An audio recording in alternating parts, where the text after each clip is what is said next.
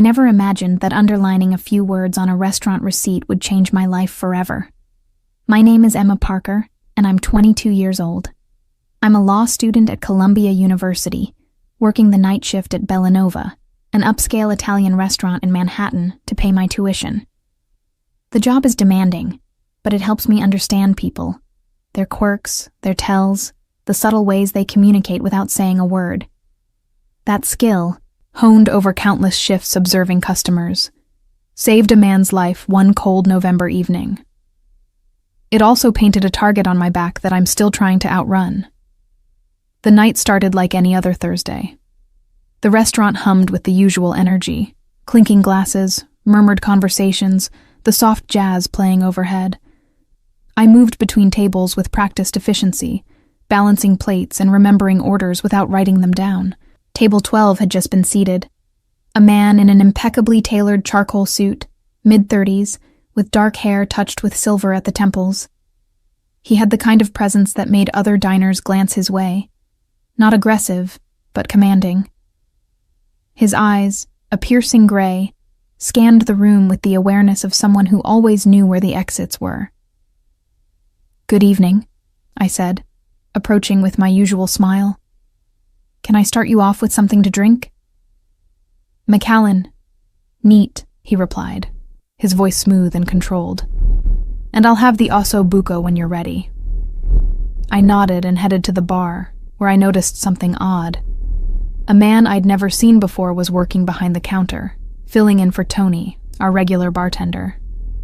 He was younger, maybe late 20s, with a nervous energy that didn't match the relaxed atmosphere Tony usually maintained. When I placed the order for the Macallan, his hand trembled slightly as he poured. "You knew?" I asked casually. "Covering for Tony tonight," he said without meeting my eyes. "He called in sick." Something about his tone felt wrong. Tony never called in sick. He'd worked through a flu last month without missing a shift. I filed the observation away and returned to table 12 with the whiskey. As I set the glass down, I noticed the man studying the restaurant's layout. His gaze lingered on the bar, then the kitchen entrance, then the front door. It was the kind of assessment someone makes when they're expecting trouble. When his eyes met mine, I saw something unexpected. Not threat, but calculation mixed with a hint of wariness. "Your ossobuco will be out shortly," I said. "Thank you," he replied, and something in his voice made me pause. I returned to my other tables, but I couldn't shake the feeling that something was off. The man at the bar kept glancing toward table 12, his hand repeatedly dipping into his jacket pocket. The nervous bartender served other customers mechanically, but his attention kept drifting to the dining room. Then I saw it, a brief exchange of glances between the bartender and the man at the bar. It lasted less than a second, but it was enough. My heart started pounding. I'd studied criminal law long enough to recognize the signs of a planned operation. The fake bartender, the positioned gunman, the target at table 12. It was all clicking into place with terrifying clarity. I had maybe minutes, possibly seconds, to act. Going to the manager would take too long and might trigger the hit prematurely. Calling the police was out. The gunmen would act before they arrived. I needed to warn the man at table 12 without alerting the conspirators. I grabbed the check presenter and a pen, my mind racing through options. Writing a direct note was too obvious. If the bartender or gunman saw me passing it, they'd act immediately.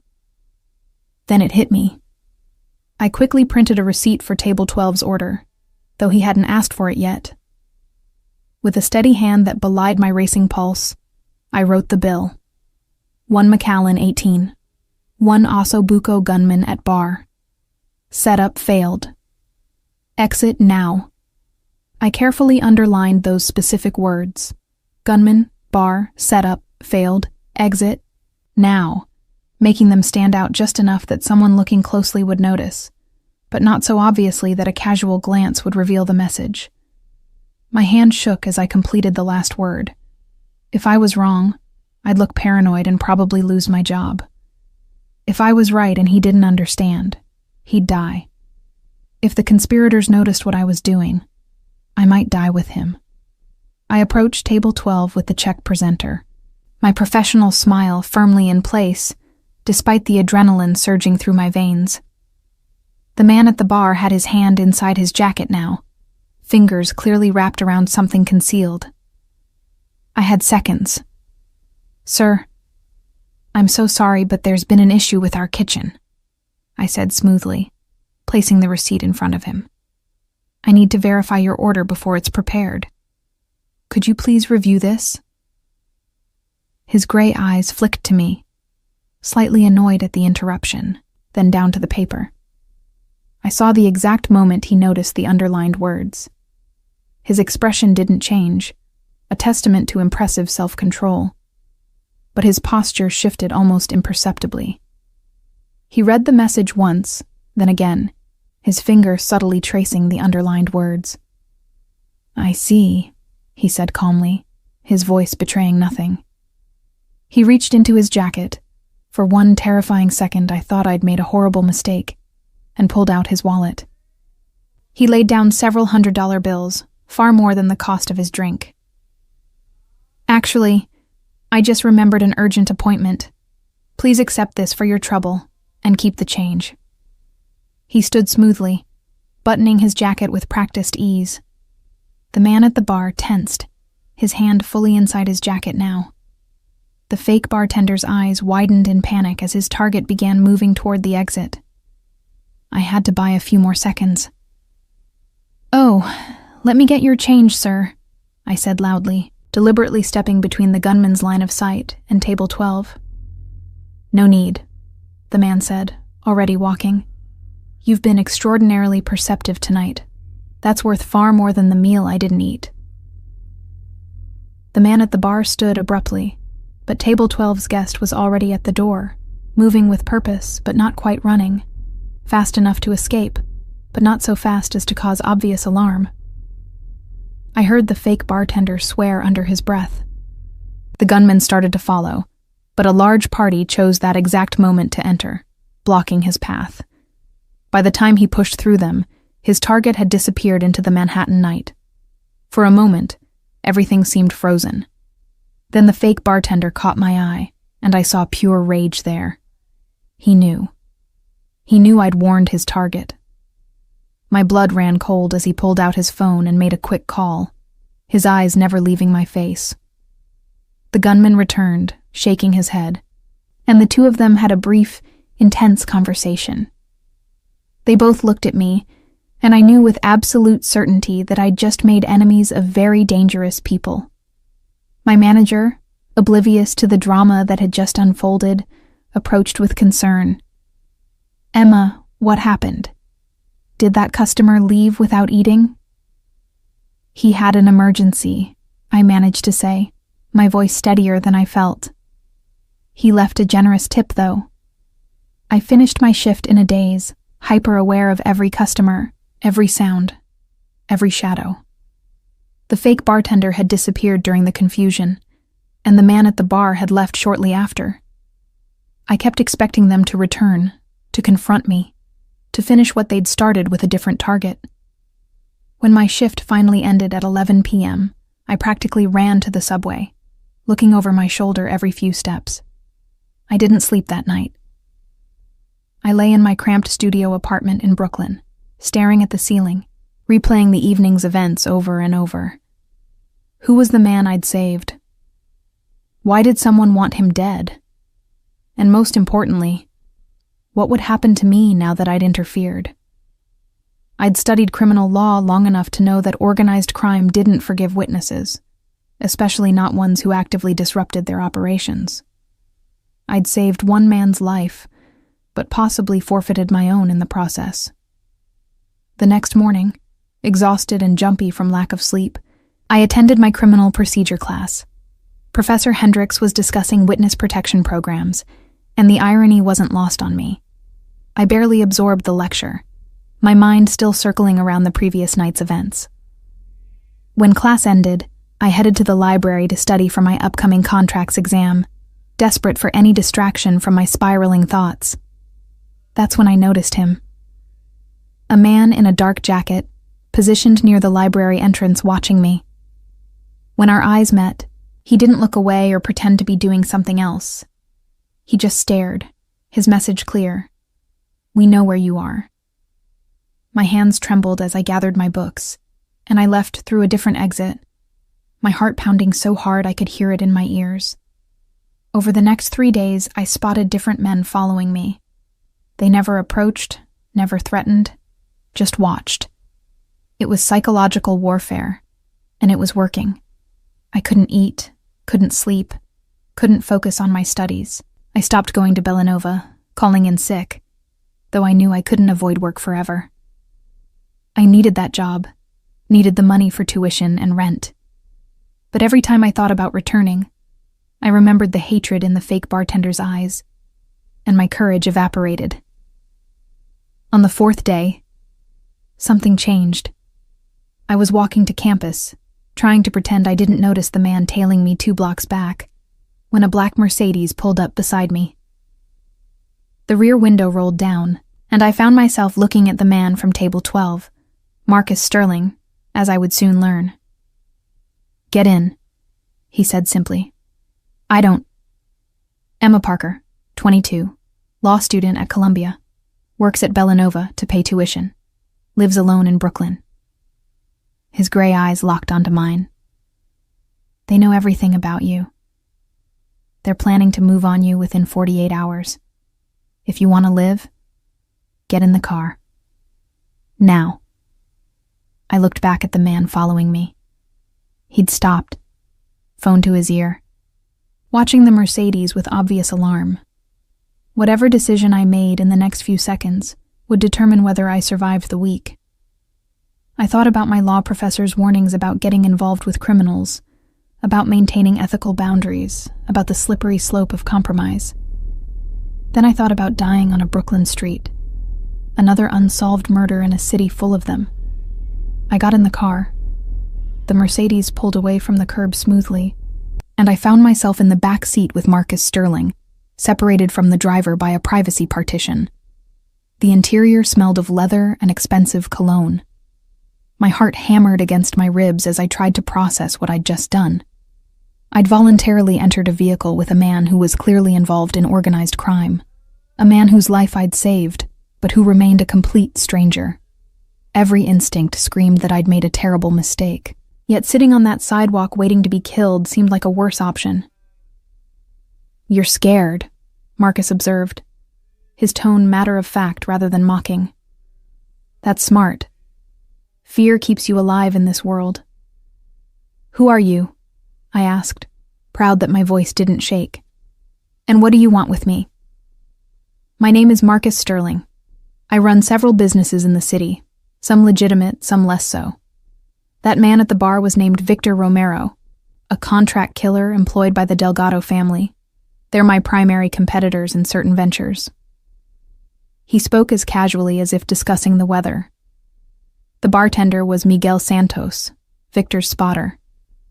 "You correctly identified and disrupted a professional assassination attempt. That makes you either incredibly perceptive or incredibly lucky." "Both, maybe," I said, trying to keep my breathing steady. "What happens now?" "That depends on what you want."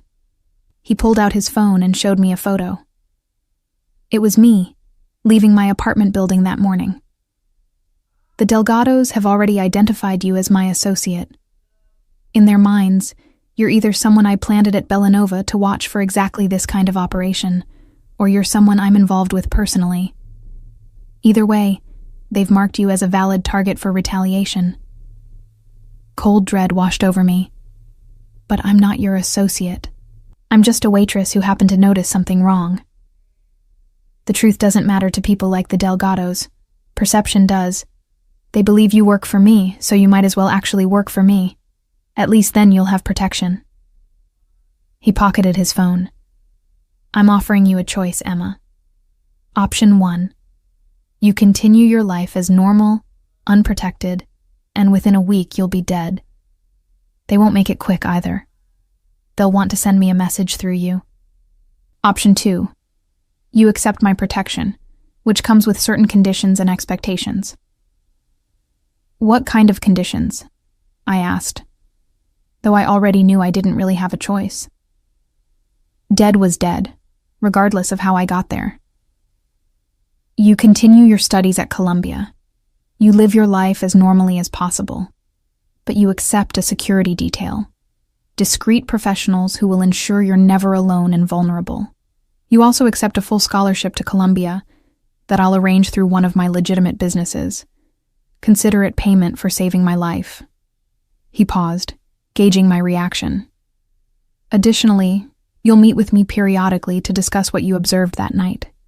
Your instincts are remarkable, and I want to understand how you knew. Is that all? I tried to keep the skepticism from my voice. For now, I don't ask for loyalty that hasn't been earned, and I don't expect you to become part of my organization. You saved my life. This is me returning the favor by saving yours. What you do with that opportunity is your business. The car had been driving in circles around Manhattan while we talked. Now it pulled over on a quiet street near Columbia's campus. Marcus handed me a business card with only a phone number printed on it. Call this number if you're in immediate danger. Someone will always answer, any time of day or night. Within a few hours, you'll notice your shadows have changed. My people instead of theirs. They won't interact with you unless necessary, but they'll keep you alive. His gray eyes held mine. I pay my debts, Emma. You gave me a chance to live. I'm giving you the same. And if I refuse, then I wish you the best of luck surviving the next week without help. But I don't think you're foolish enough to refuse. He opened the car door for me. Go to class. Try to maintain your normal routine. My people will make contact by this evening to establish protocols. I stepped out onto the sidewalk, still clutching his card. The Mercedes pulled away, leaving me alone on the street with 1,000 questions and no good answers. I looked around, half expecting to see the men who'd been following me, but the street appeared empty. Yet I felt watched, a sensation I was rapidly getting used to. I went to my torts class, but I couldn't concentrate on Professor Williams's discussion of negligent standards. My mind kept replaying the conversation with Marcus Sterling. He'd been so calm, so matter-of-fact about assassination attempts and rival families, and my impending murder. It was like something from a movie, except this was my actual life now. 4 days ago, my biggest concern had been my contract's midterm. Now I was apparently caught in a war between organized crime families, protected by a man who freely admitted to running illegal operations. After class, I headed to the library to at least attempt studying. That's when I noticed her. A woman in her early 30s, athletic build, dressed in casual clothes that somehow seemed too deliberate. She was reading a magazine near the entrance, but her eyes tracked every person who came and went. When I looked directly at her, she didn't look away. Instead, she gave me a barely perceptible nod. Marcus's people, I realized. This was my new reality. I tried to study, but my mind kept drifting. I thought about the ethical implications of accepting help from someone involved in organized crime. As a law student, I was acutely aware that I was potentially becoming an accessory to various crimes just by accepting his protection. Yet what choice did I have? Report everything to the police and hope they could protect me? The NYPD was notoriously overwhelmed, and witness protection required me to give up everything. My education, my identity, my entire life. Marcus's offer at least let me continue being Emma Parker, law student, even if that Emma now came with a security detail and mob connections. That evening, I returned to my apartment building in Brooklyn. As I approached the entrance, a man I'd never seen before stepped forward. He was in his 40s, solidly built, with the bearing of former military. Ms. Parker, my name is David Chen. I'm the head of your security detail. Mr. Sterling asked me to introduce myself and explain the arrangements. His voice was professional, almost businesslike. You'll have two-person coverage at all times, one close, one at distance. We'll maintain visual contact but won't interfere with your daily activities unless you're threatened." "How long does this last?" I asked. "Until Mr. Sterling determines the threat has been neutralized, or until you request we stop, though I'd strongly advise against the latter until the Delgados have moved on to other concerns." He handed me a phone, a simple smartphone with only a few apps. "This is a secure line. Our numbers are programmed in. The device is encrypted and tracked. If you're taken, we'll find you." The casualness with which he said, "if you're taken," made my blood run cold. This wasn't hypothetical danger. These people fully expected kidnapping attempts. "What if I just go to the police?" I asked, testing him. "That's your right," he said evenly.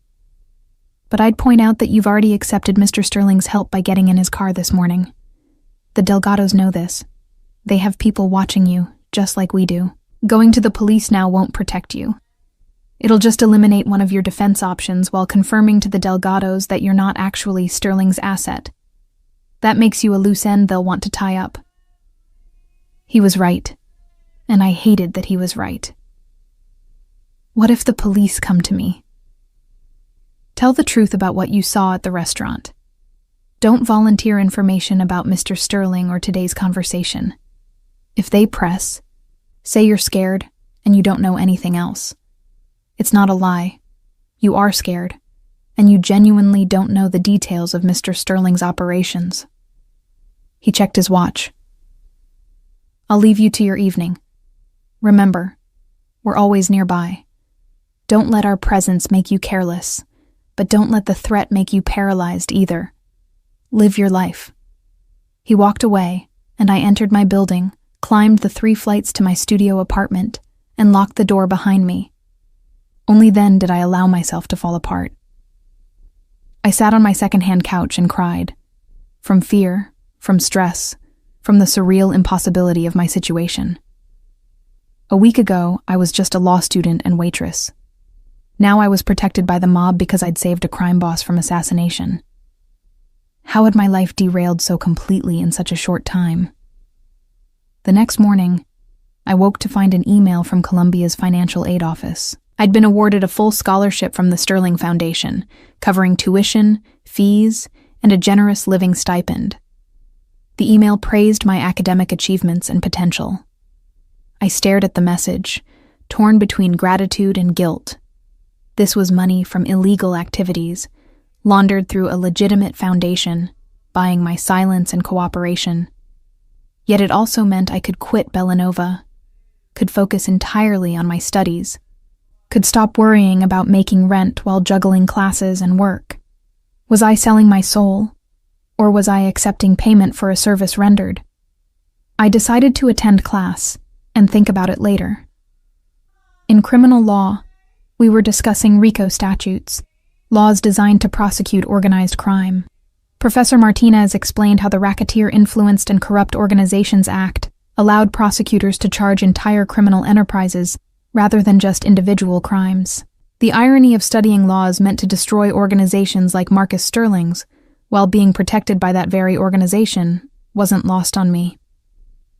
The key to RICO, Professor Martinez said, is proving a pattern of racketeering activity. Prosecutors need to demonstrate that the defendant participated in at least 2 predicate acts as part of an ongoing criminal enterprise. A student raised her hand. But what about people who benefit from the organization without directly participating, like family members or associates who know about the crimes but don't commit them? Good question. The law distinguishes between active participants and innocent beneficiaries. If you knowingly accept benefits derived from racketeering activity and provide something in return, services, information, protection, you can potentially be charged as part of the conspiracy. Professor Martinez looked around the room. This is why witness testimony is so crucial in organized crime cases.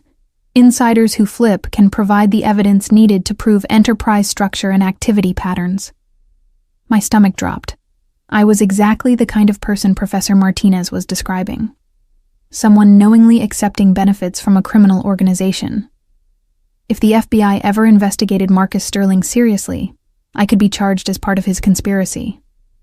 The scholarship, the protection, even my silence about his identity could all be used against me as evidence of participation in his criminal enterprise.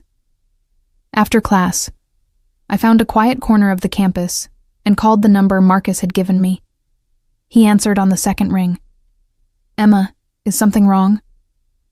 I need to understand exactly what I've gotten into. I just learned that accepting help from you could make me part of a criminal conspiracy under federal law. I'm a law student, Mr. Sterling. I can't afford to become a felon before I even take the bar exam. Call me Marcus." His voice was calm, almost amused. "And you're right to be concerned. But consider this. The Delgados have already identified you as my associate. In the eyes of law enforcement, you were compromised the moment you warned me at Bellanova. Accepting my protection doesn't change your legal exposure. It only changes your survival odds." "That's not exactly reassuring," I said. "Truth rarely is. Meet me for coffee in an hour. There's a place called Artemis near campus on Amsterdam. Come alone. Your security will maintain distance. We need to have a more detailed conversation about your situation." He hung up before I could protest. I stared at the phone, weighing my options.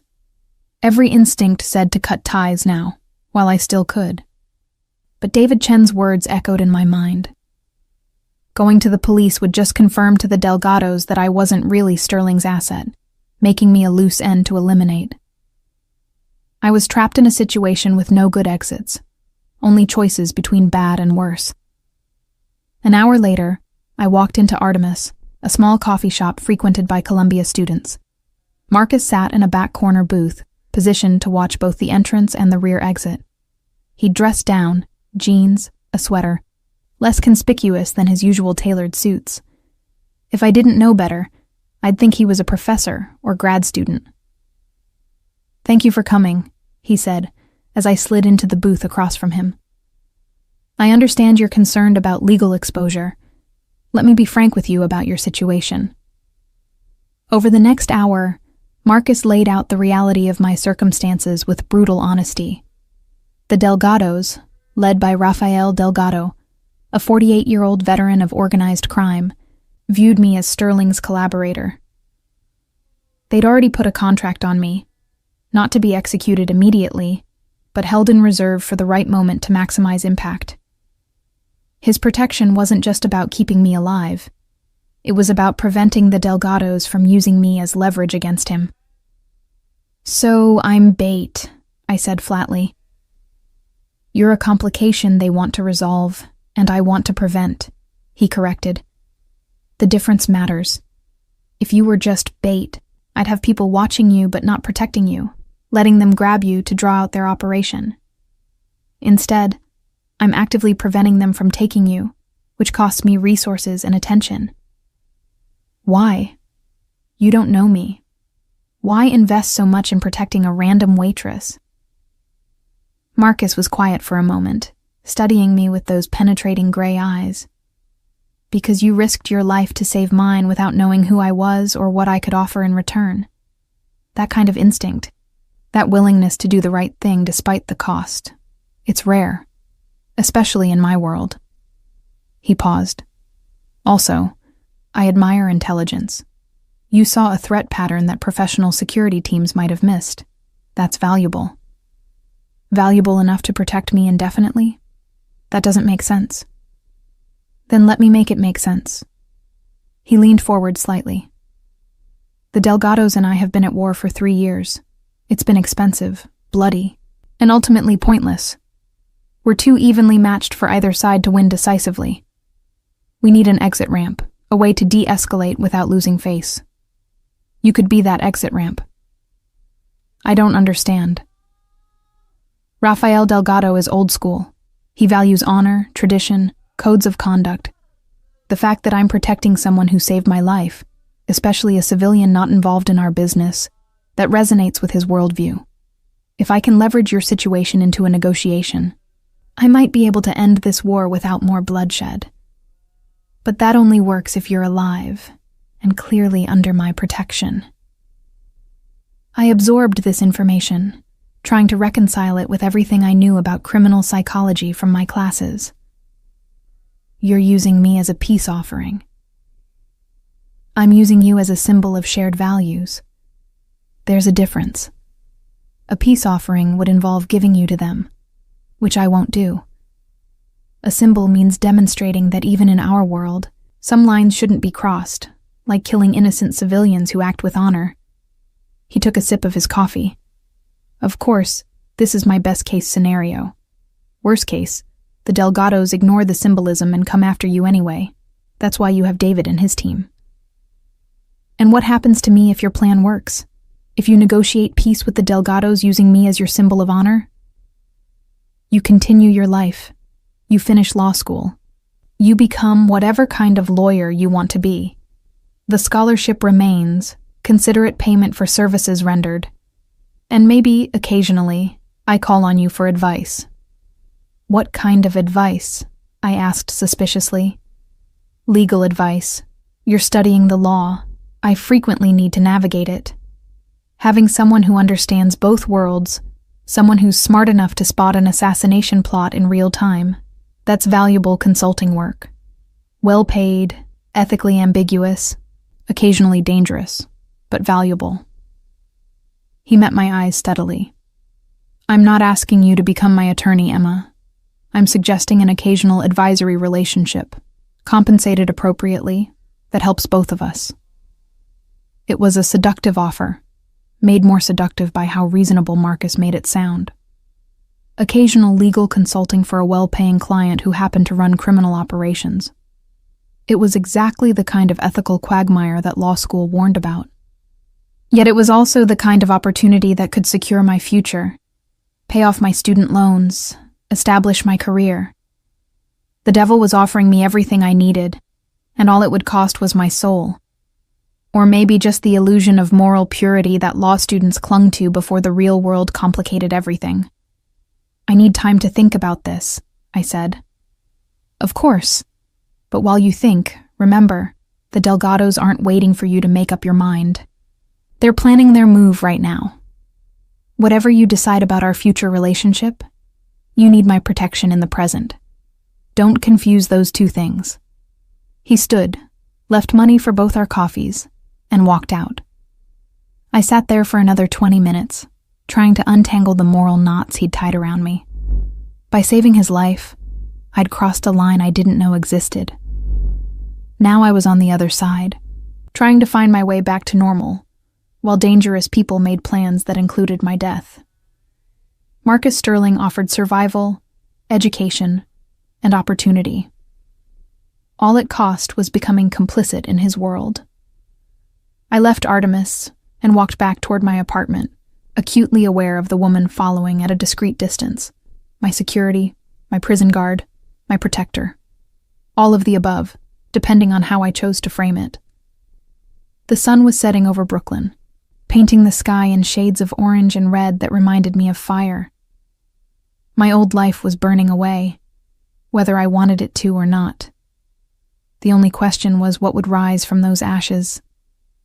That night, I lay in bed and tried to make a decision. But somewhere between midnight and dawn, I realized the decision had already been made the moment I underlined those words on Marcus Sterling's receipt. I just hadn't understood it yet. The following weeks developed a strange rhythm. I attended my classes at Columbia, studied in the library, lived the life of a typical law student, except for the constant presence of security personnel hovering at the edges of my existence. I learned to recognize them. David Chen, who rotated between shifts, Sarah Martinez, a former police officer who pretended to be a grad student, James Wong, who alternated between being a coffee shop customer and a street vendor depending on the location. They were ghosts, almost invisible, until I learned to look for them. Then I saw them everywhere. The scholarship from the Sterling Foundation had been processed with remarkable efficiency. My financial aid package now covered everything: tuition, books, housing, even a meal plan I rarely used because I was too anxious to eat much. I'd quit Bellanova, citing the need to focus on my studies. My former manager had been understanding, though I caught him exchanging looks with the owner when he thought I wasn't watching. They knew something had happened that night, even if they didn't know exactly what. Marcus and I met periodically, always in different locations, always with his security and mine maintaining perimeters. Our conversations were educational in ways my law professors never intended.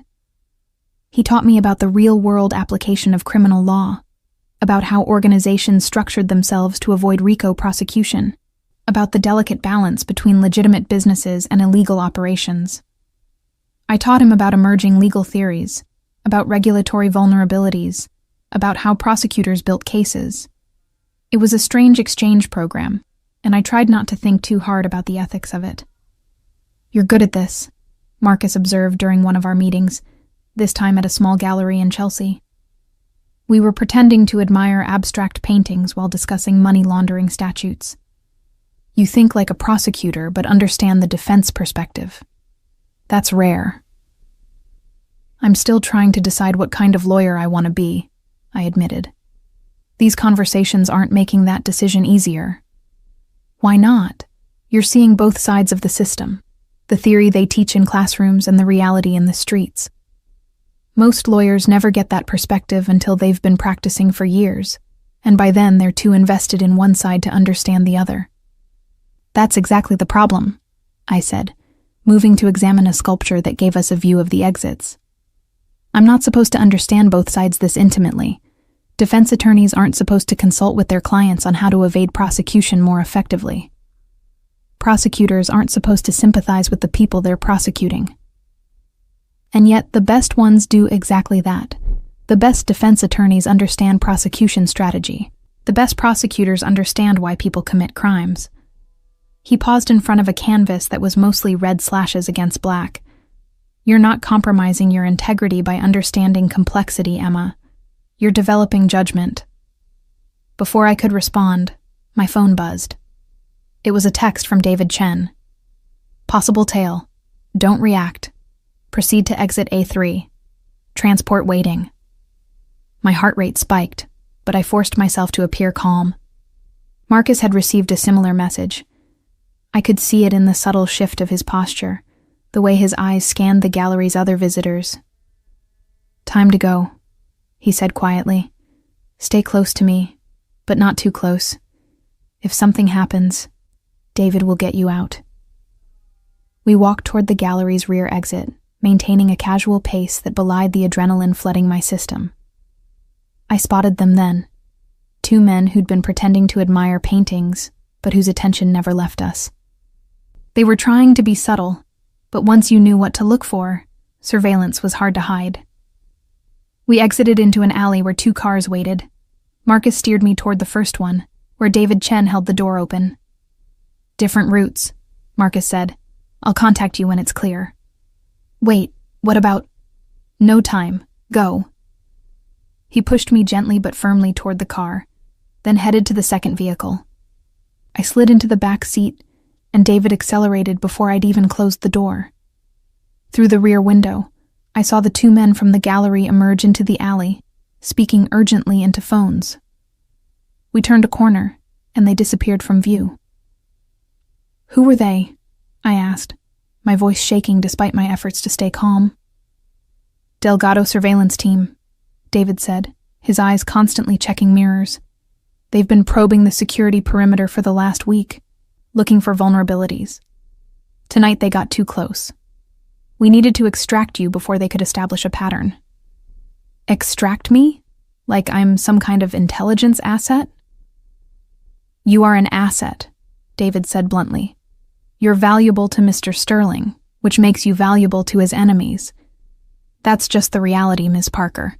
The sooner you accept it, the better equipped you'll be to stay alive." We drove for 30 minutes, taking a circuitous route through Manhattan and Brooklyn that I couldn't follow. Finally, we pulled into an underground parking garage in a building I didn't recognize. David led me to an elevator that required a key card to operate. We rode up to the 15th floor in silence.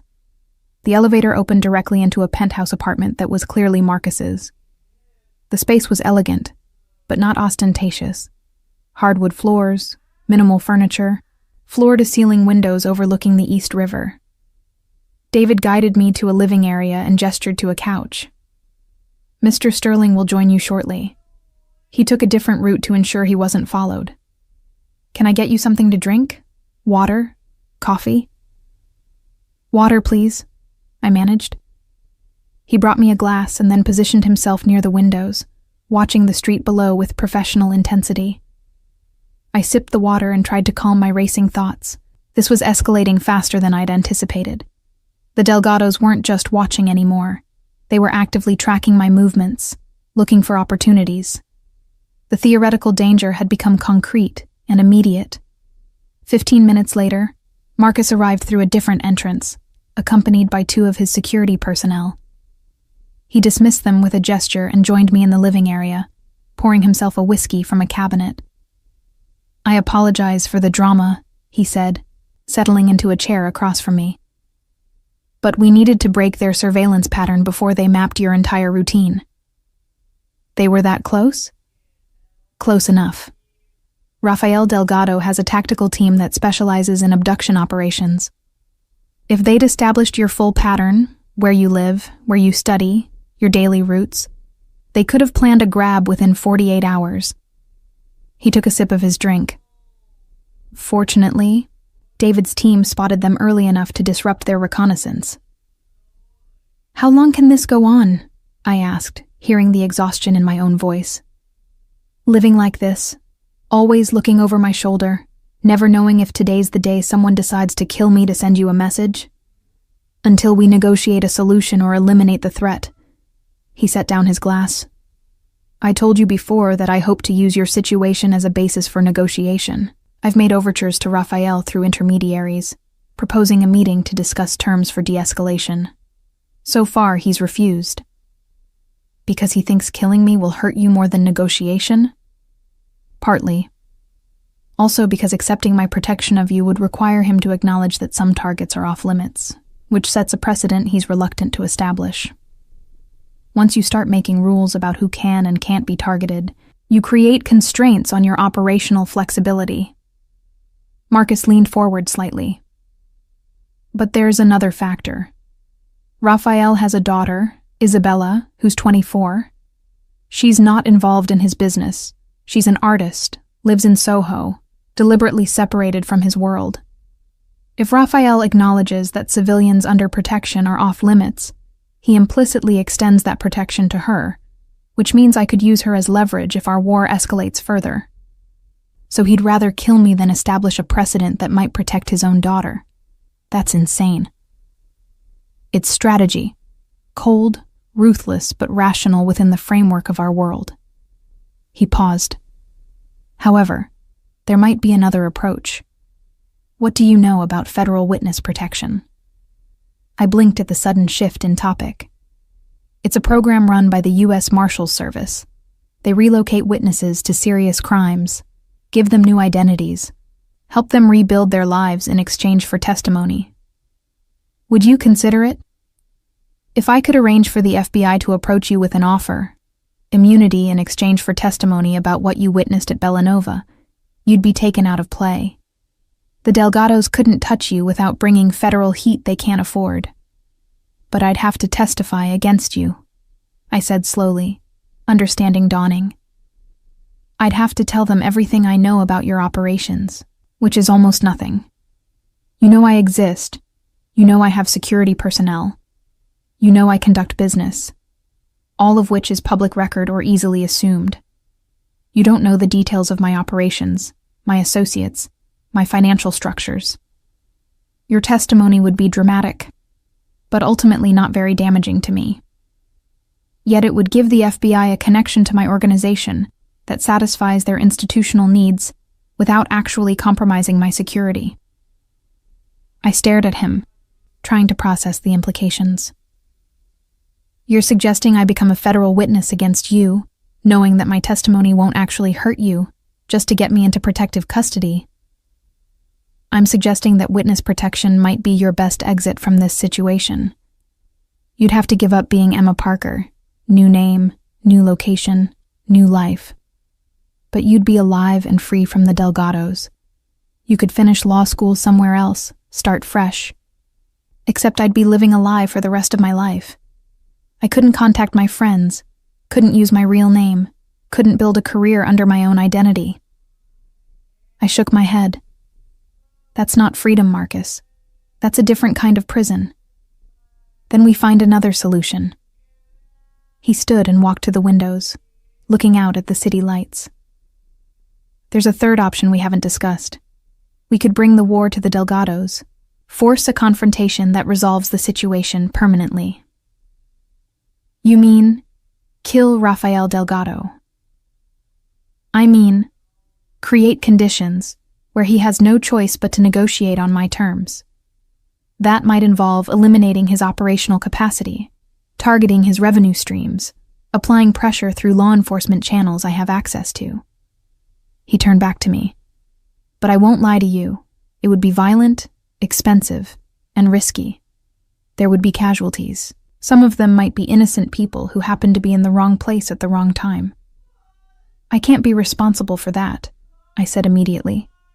I won't have other people's blood on my hands just to save myself. Then we're back to option 1, maintaining your security indefinitely while I continue diplomatic overtures to Rafael, hoping he eventually agrees to negotiate. Marcus returned to his chair. That's sustainable for now, but it's not a long-term solution. Eventually, someone will make a mistake, or Rafael will find a vulnerability, or you'll make a decision that exposes you to risk we can't mitigate. We sat in silence for several minutes, each contemplating an impossible situation. Outside, the city continued its endless motion. Millions of people living normal lives, unaware of the shadow world that existed parallel to their own.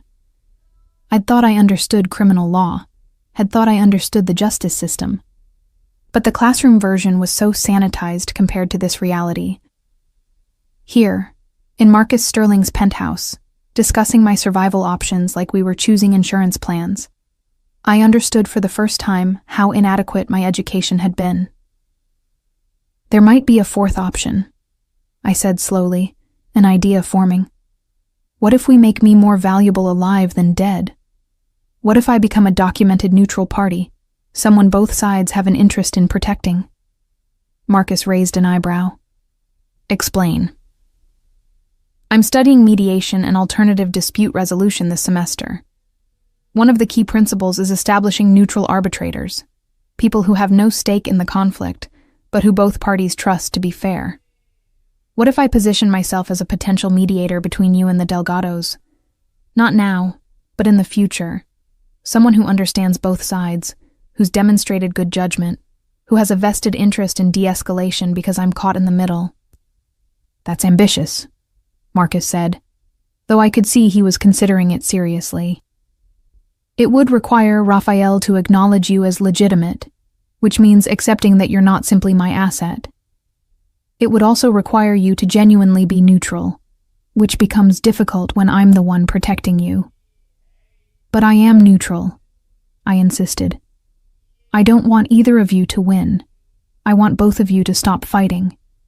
That's genuine neutrality. And if Rafael believes that I could serve as a bridge to negotiation in the future, he has an incentive to keep me alive and functioning in that role.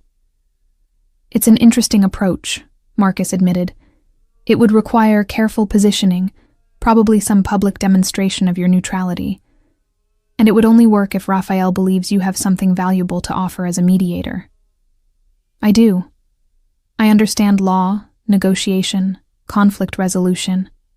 I'm outside your world, which means I don't have the same biases and assumptions that someone inside would have. And I'm young enough that I could serve in this capacity for years, which means I'm a long-term asset worth preserving. Marcus studied me for a long moment. You're remarkable. You know that? Most people in your situation would be paralyzed with fear or demanding I solve everything for them. Instead, you're strategizing your own survival and proposing creative solutions. I'm a law student, I said with a shaky smile. We're trained to think our way out of problems, even when the problems involve people who kill for a living. All right, Marcus said decisively. We'll explore your mediator approach, but it needs to be done carefully, through proper channels, with documentation that establishes your independent status. That means you'll need an attorney, not one of mine, someone genuinely independent who can represent your interests and establish your bona fides. I know someone, I said, thinking of Professor Hendricks, who taught my criminal procedure class. She'd been a public defender for 20 years before joining Columbia's faculty. She's someone both sides would respect, and she's familiar with alternative dispute resolution in high-stakes cases. Good. Approach her, but be careful about what you disclose. You need to give her enough information to understand the situation without compromising my operational security. He checked his watch. It's late. David will take you back to your apartment. We'll reconvene in a few days after you've had a chance to consult with your professor. As I stood to leave, Marcus touched my arm gently. Emma, I want you to understand something. This plan of yours, positioning yourself as a neutral mediator, it's intelligent, and it might work. But it also makes you even more valuable to both sides, which means both sides will have stronger incentives to control you. You're proposing to make yourself indispensable, which is a double-edged sword. I know, I said quietly. But being disposable hasn't been working out very well for my life expectancy. At least if I'm valuable, people have reasons to keep me alive beyond your sense of honor. Fair point. He walked me to the elevator where David waited. Be safe, Emma. And remember, if anything feels wrong, call immediately. Don't try to handle it yourself. The elevator descended, carrying me back down to street level, back to my protected but precarious existence. David drove me home through the late-night streets of Brooklyn, and I watched the city pass by through bulletproof windows. Somewhere out there, Rafael Delgado and his people were planning their next move. Somewhere out there, federal agents were investigating organized crime networks, probably with files on both Marcus Sterling and Rafael Delgado. And here I was, Emma Parker, law student, caught in the middle and trying to turn my liability into an asset. I fell asleep that night thinking about Professor Hendricks and how I would explain my situation without explaining everything. I needed her help, but I also needed to protect her from knowing too much. It was a delicate balance, and I wasn't sure I could pull it off. But I had to try.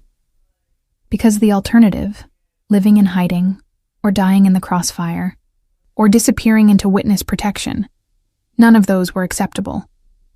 I would find a way to survive this situation on my own terms, using the only weapons I had: my intelligence, my training, and my desperate belief that the law could still offer solutions even in the lawless spaces between right and wrong.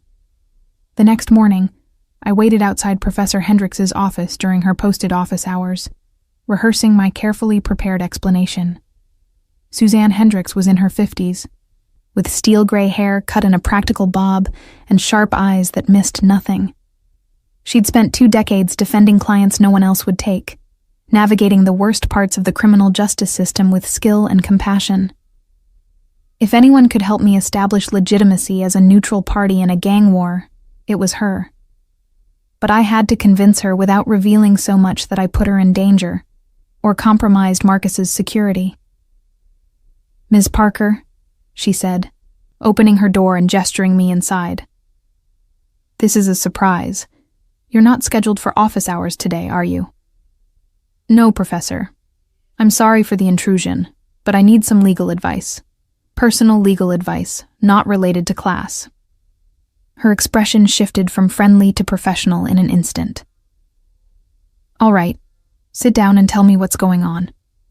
I took a breath and launched into the carefully edited version I'd prepared.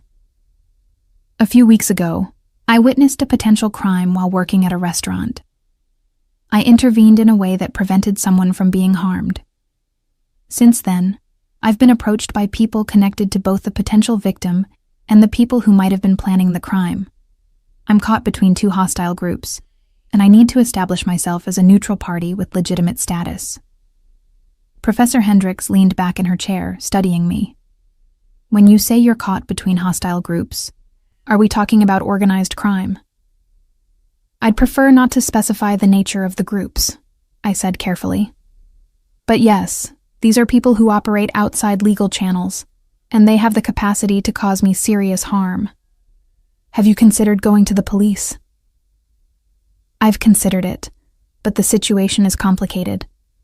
The person I helped has offered me protection in exchange for my intervention. If I go to the police now, I lose that protection and become a target without any defense.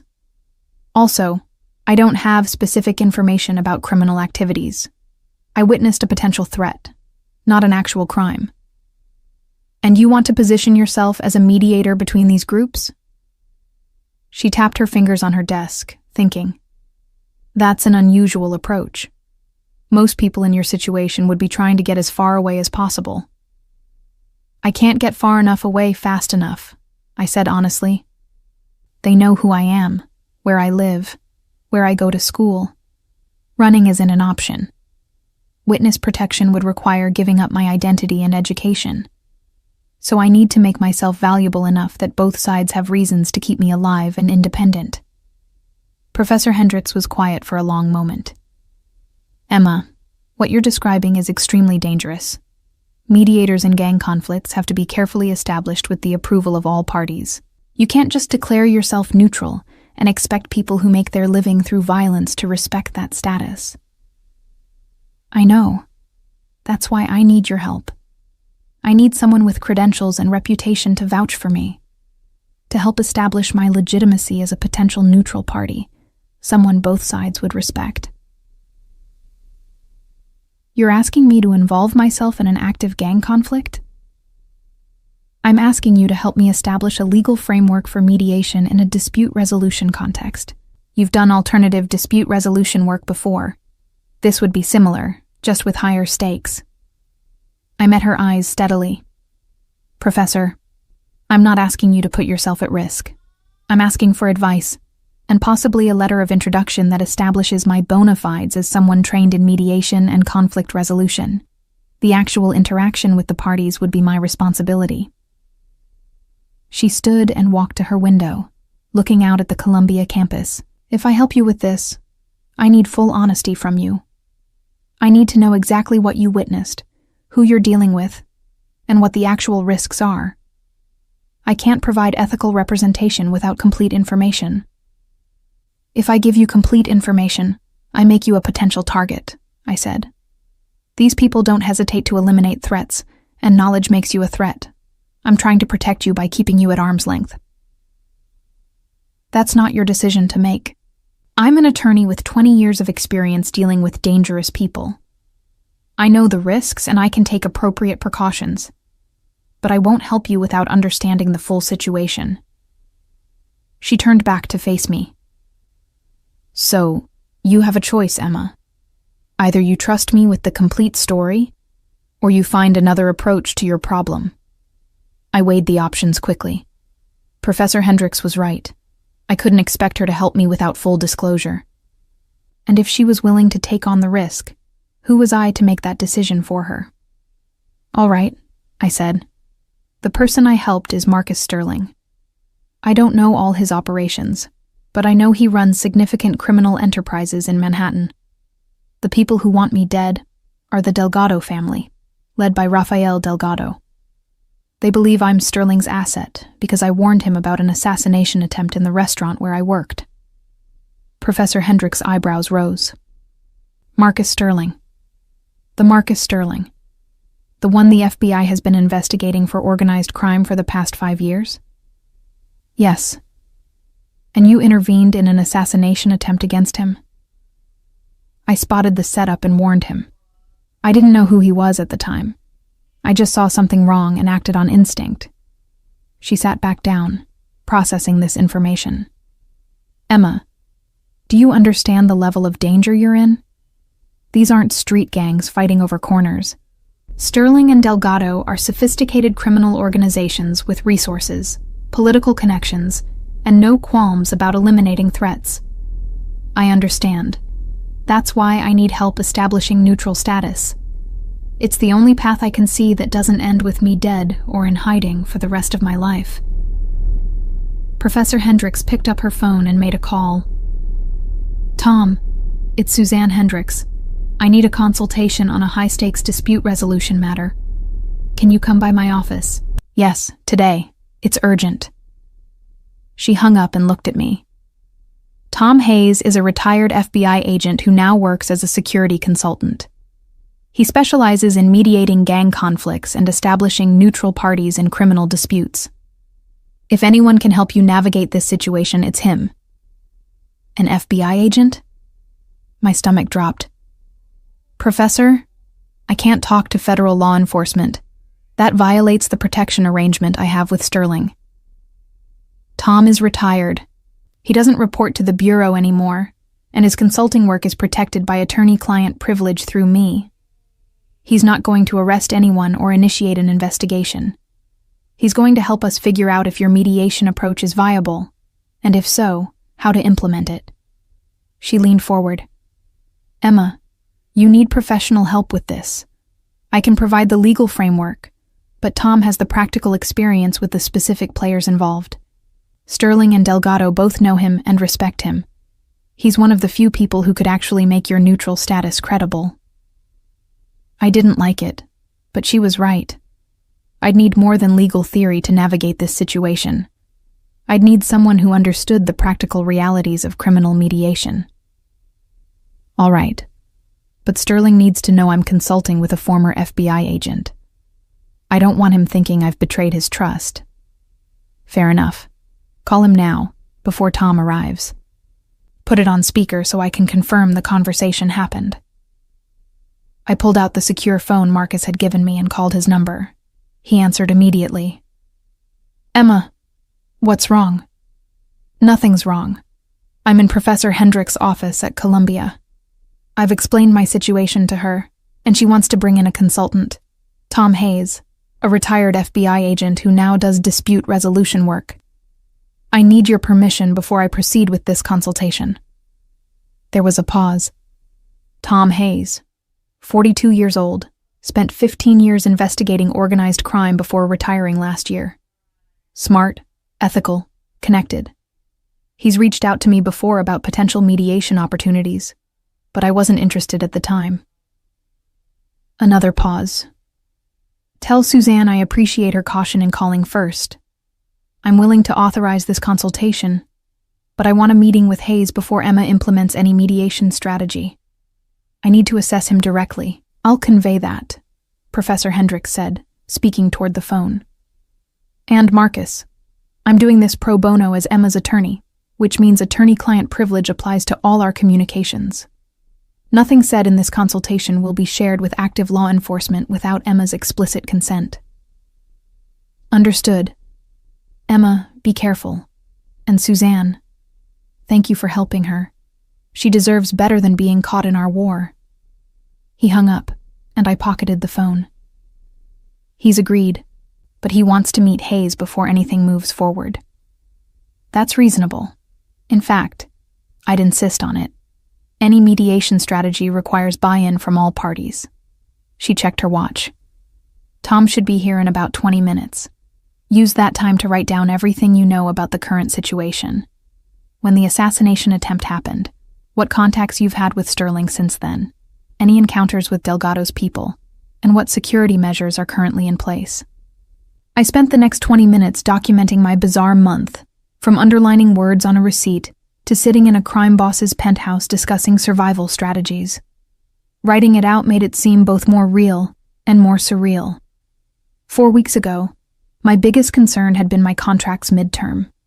Now I was creating briefing materials for a dispute resolution consultant about how to keep me alive in a gang war. Tom Hayes arrived exactly on time. A man in his early 40s, medium build, with the alert but relaxed manner of someone comfortable with danger. He had the kind of face that was easy to forget, which I suspected was an asset in his line of work.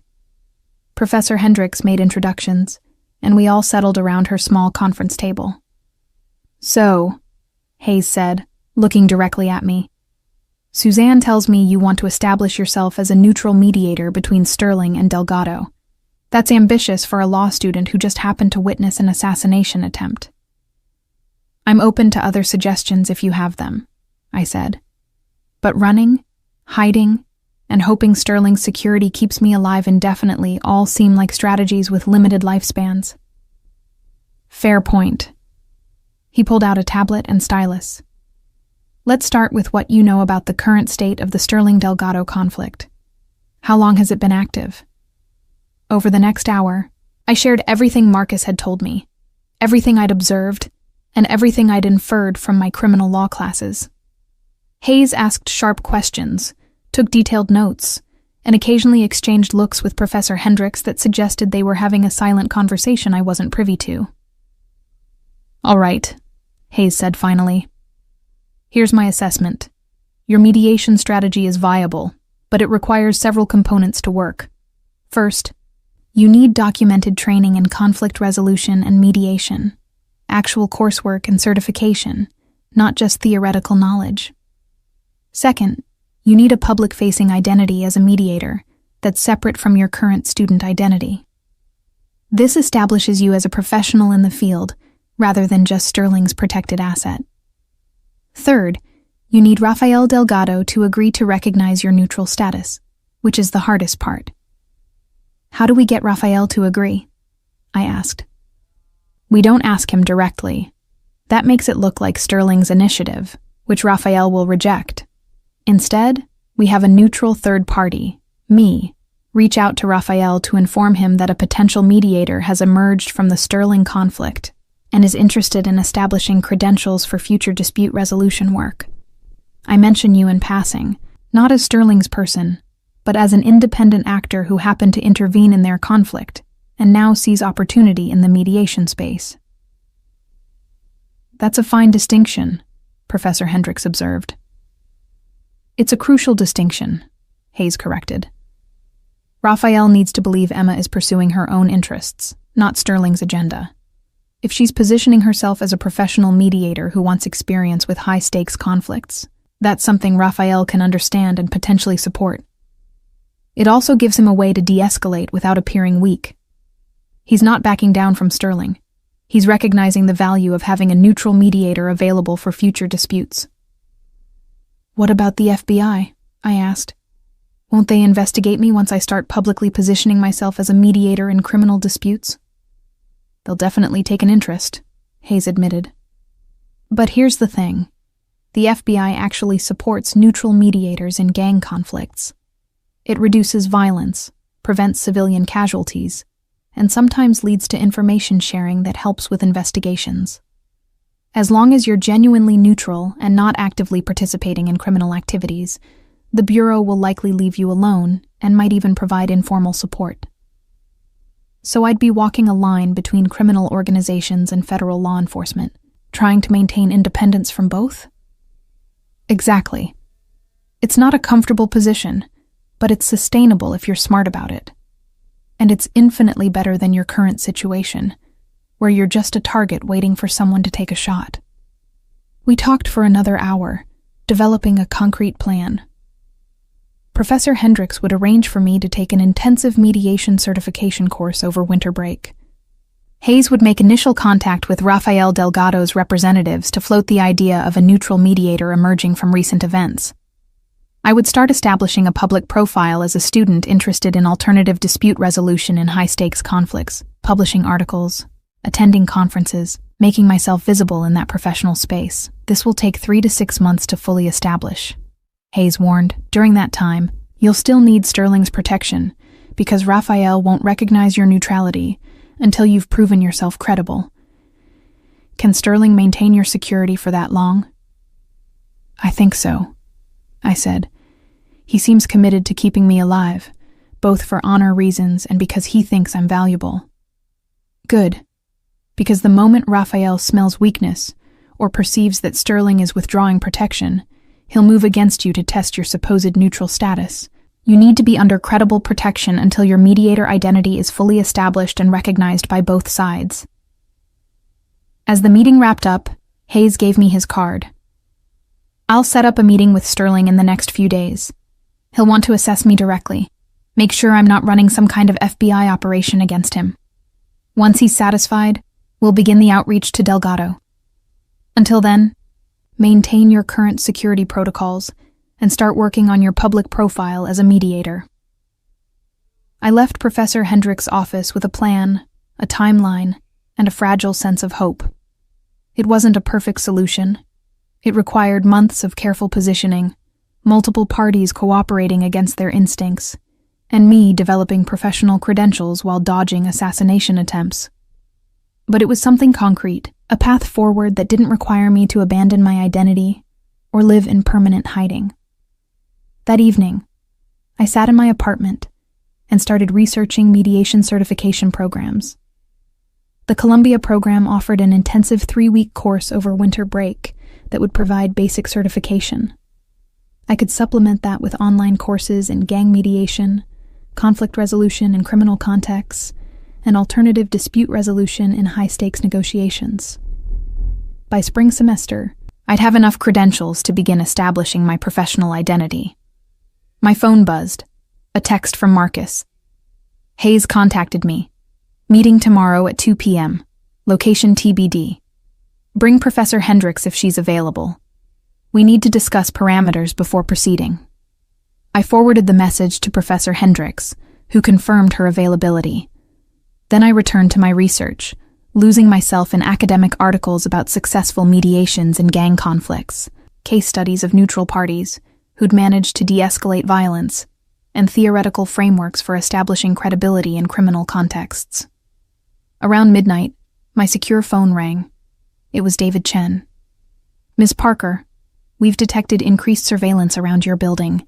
Delgado's people are probing the perimeter again. I'm sending additional security to your floor. They'll maintain position in the hallway outside your apartment until morning. Don't be alarmed if you hear movement. Understood, I said, trying to keep my voice steady. Should I be worried? Just cautious.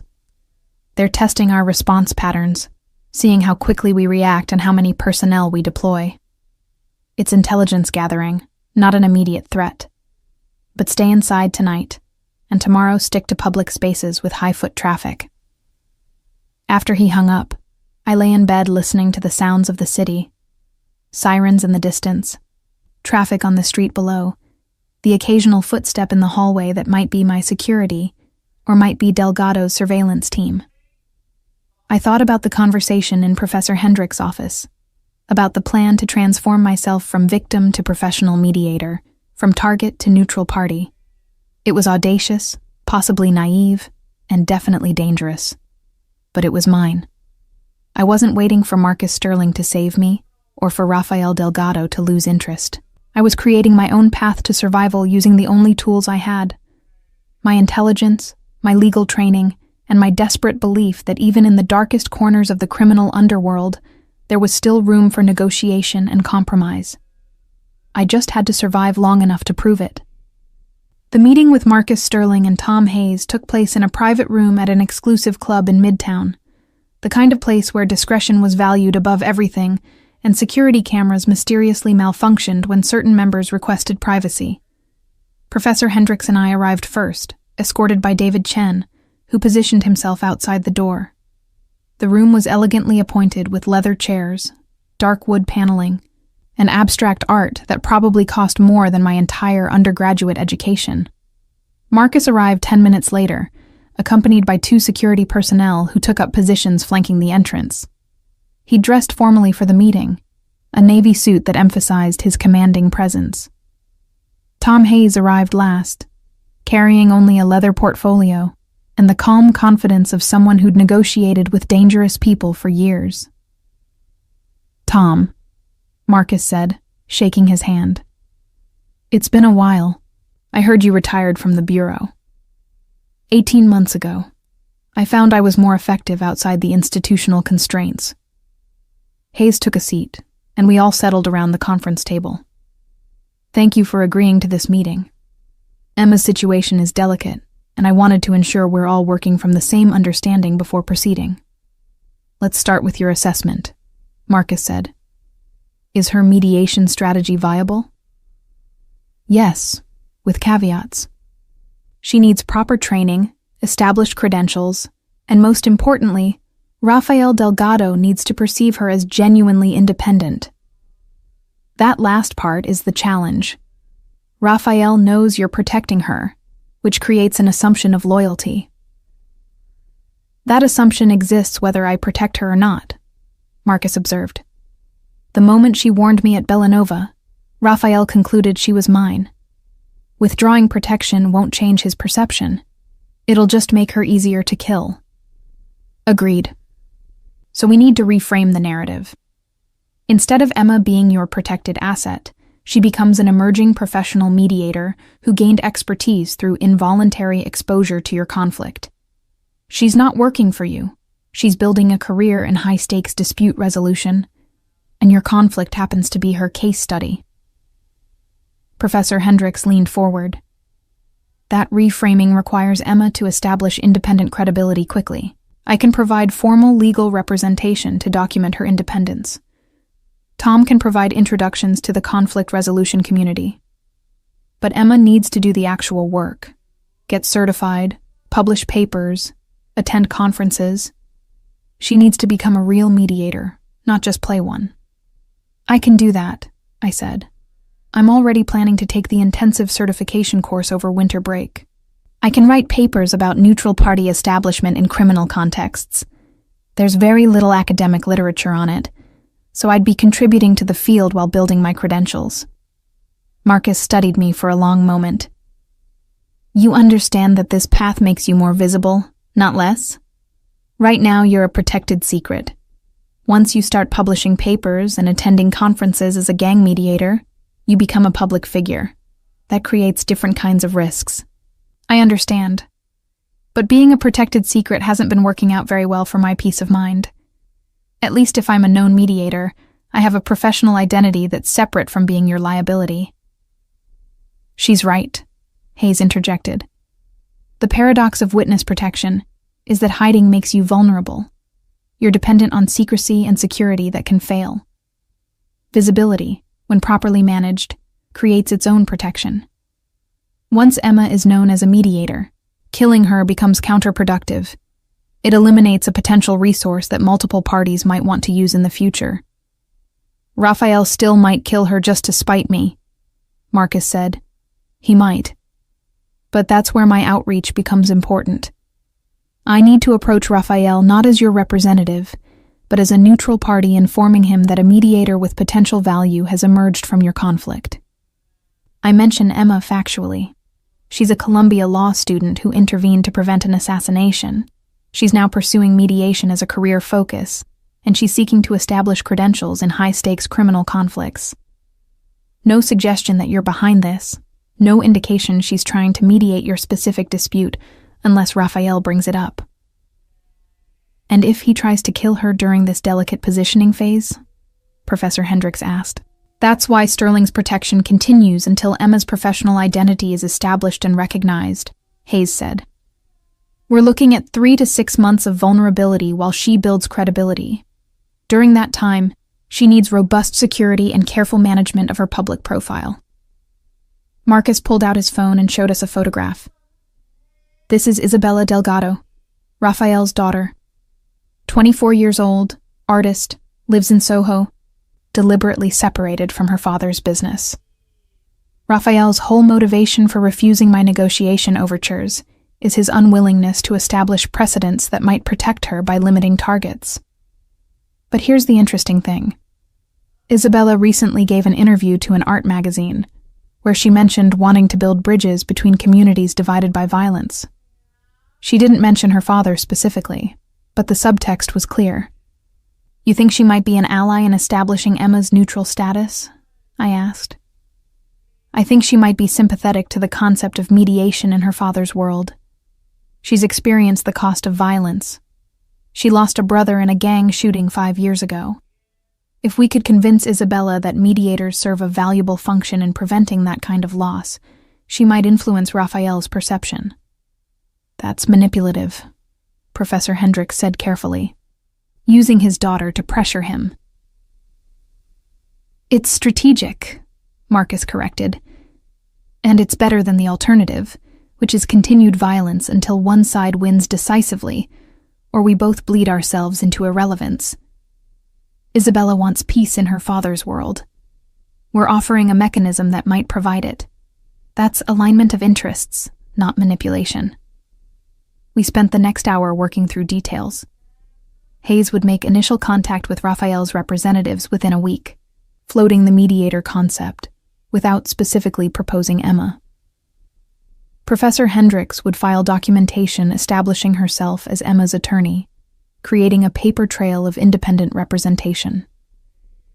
I would enroll in the winter break certification course and begin researching papers on neutral party establishment in criminal conflicts. Marcus would maintain my security, while gradually making our arrangement more public, letting it be known in the right circles that he was protecting a potential mediator, not a personal asset. One more thing, Hayes said, as the meeting was winding down. Emma, you need to prepare for FBI contact.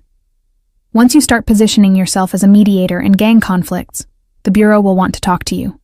They'll be polite, professional, and they'll try to recruit you as an informant. You need to decide now how you'll handle that approach. What do you recommend? I asked. Be cooperative, but useless. Confirm factual information they already know. Yes, you witnessed something at Bellanova. Yes, Sterling is providing security. Yes, you're pursuing mediation as a career. Don't speculate about criminal activities. Don't offer theories about organizational structures. Don't volunteer information. If they push, refer them to Professor Hendricks as your attorney. They'll categorize you as a neutral party who's not useful for prosecution, and they'll mostly leave you alone. Mostly? I caught the qualifier. There's always a chance they'll try to pressure you into informing, especially if they think you have access to Sterling through your protection arrangement. That's when having Suzanne as your attorney becomes crucial. She can shut down improper approaches and document any harassment. As we prepared to leave, Marcus pulled me aside. Emma, I want you to understand the commitment you're making. This path requires you to maintain genuine neutrality, which means you can't favor me just because I'm protecting you. If you become a real mediator, there will be times when you have to criticize my actions or support proposals I don't like. Can you do that? I think so, I said. I'm more afraid of disappointing you than of Rafael Delgado, which is probably backwards. It's human, he said with a slight smile, but you need to overcome it. The only way this works is if everyone believes you're genuinely independent. That means sometimes working against my interests in service of larger de-escalation goals. I understand. Good. David will take you back to campus. Stay visible, stay in public spaces, and start working on your credentials. We're committed to this strategy now. Let's execute it properly. Over the next 3 weeks, I threw myself into establishing my mediator identity. I enrolled in Columbia's Intensive Mediation Certification Program, a 3-week course that met 6 hours a day and covered everything from basic negotiation theory to complex multi-party disputes. The other students were a mix of lawyers, therapists, and business professionals looking to add mediation skills to their practices. None of them had any idea I was learning these techniques to survive a gang war. I also began researching and writing my first academic paper, Neutral Party Establishment in High-Stakes Criminal Conflicts, a Framework for Mediator Credibility. It was part legal analysis, part case study, part memoir, though I carefully anonymized the specific details of my situation. Professor Hendricks reviewed drafts and provided feedback, helping me strike the right balance between academic rigor and practical applicability. Tom Hayes made his initial approach to Rafael Delgado's representatives 2 weeks into this process. He called me afterward with an update. I met with Rafael's lawyer, Maria Santos, very sharp, very careful. I mentioned that a potential mediator had emerged from recent events between Sterling and Delgado. She was interested but skeptical. Asked a lot of questions about credentials, independence, and motivations. I gave her your background. Law student at Columbia, witnessed an incident, now pursuing mediation certification, didn't mention Sterling's protection arrangement. How did she react? I asked. She said Rafael doesn't believe in neutral parties in their world. Everyone serves someone's interests. But she also said he's tired of the conflict with Sterling, and might be open to exploring de-escalation options if credible mechanisms existed. That's not an endorsement, but it's not a rejection either. She's going to report back to Raphael, and we'll see if he wants a follow-up conversation. Should I be doing anything to support this outreach? Keep building your credentials. The stronger your professional identity, the more credible you become as a genuinely independent mediator. Also, I'm going to arrange for you to attend a conflict resolution conference in January. It's specifically focused on gang mediation and criminal violence reduction. Several prominent mediators will be there, and it'll give you visibility in the field. The FBI made contact 3 weeks after our meeting with Marcus and Hayes. I was in the library studying for my criminal procedure exam when 2 agents approached. A man and woman in professional attire, badges discreetly displayed. Emma Parker? I'm Special Agent Lisa Torres. This is Special Agent James Mitchell. We're with the FBI's Organized Crime Task Force. Do you have a few minutes to talk? My heart rate spiked, but I kept my expression neutral. I'd prefer to have my attorney present for any conversation with federal agents. This isn't an interrogation, Agent Torres said smoothly. We just want to ask some general questions about an incident at Bellanova restaurant last month. You're not in any trouble. That's good to hear, but I still want my attorney present. It's nothing personal, just a policy I've adopted given some unusual circumstances in my life lately. I pulled out my phone. I can call her now if you'd like to schedule a formal meeting. Agent Mitchell exchanged a glance with his partner. That's certainly your right. Here's my card. Have your attorney contact us to arrange a meeting. But Ms. Parker, I want you to know that we're aware of your situation with Marcus Sterling and Rafael Delgado. We're concerned for your safety. I appreciate that concern. My attorney will be in touch. I stood, gathered my books, and walked away with as much composure as I could manage. Once I was out of sight, I called Professor Hendricks. The FBI just approached me in the library. I referred them to you, like we discussed. Good. Don't talk to them without me present. I'll contact them tomorrow and arrange a formal meeting. This is expected, Emma. They're just doing their job. As long as we're careful about what information you provide, this shouldn't become a problem. That night, I received a text from Marcus. Heard FBI made contact. Good job handling it. They'll try again, probably with more pressure. Stay consistent with the strategy. Cooperative, but minimally informative. The formal FBI meeting happened a week later in Professor Hendricks' office. Agents Torres and Mitchell asked about the night at Bellanova, what I'd observed, why I'd warned Marcus, what contact I'd had with him since. I answered truthfully but minimally, confirming only facts they already knew. Are you aware that Marcus Sterling is under investigation for racketeering, money laundering, and conspiracy? Agent Torres asked. I'm aware that he's a prominent businessman in Manhattan, I said carefully. I don't know the specifics of any investigations. He's providing you with security and financial support. Doesn't that concern you? He's providing protection because the Delgado organization believes I'm his associate, which makes me a target. I'd be more concerned about being unprotected. You could enter witness protection, Agent Mitchell suggested. We could arrange full security and a new identity in exchange for your testimony about what you witnessed. What I witnessed was a potential threat that I reported to someone who might have been in danger. I didn't witness any actual crimes, and I don't have information about Mr. Ed Sterling's business operations that would be useful for prosecution. I looked at Professor Hendricks, who nodded slightly. I appreciate the offer of protection, but I prefer to handle my situation through other channels. Such as becoming a mediator in gang conflicts?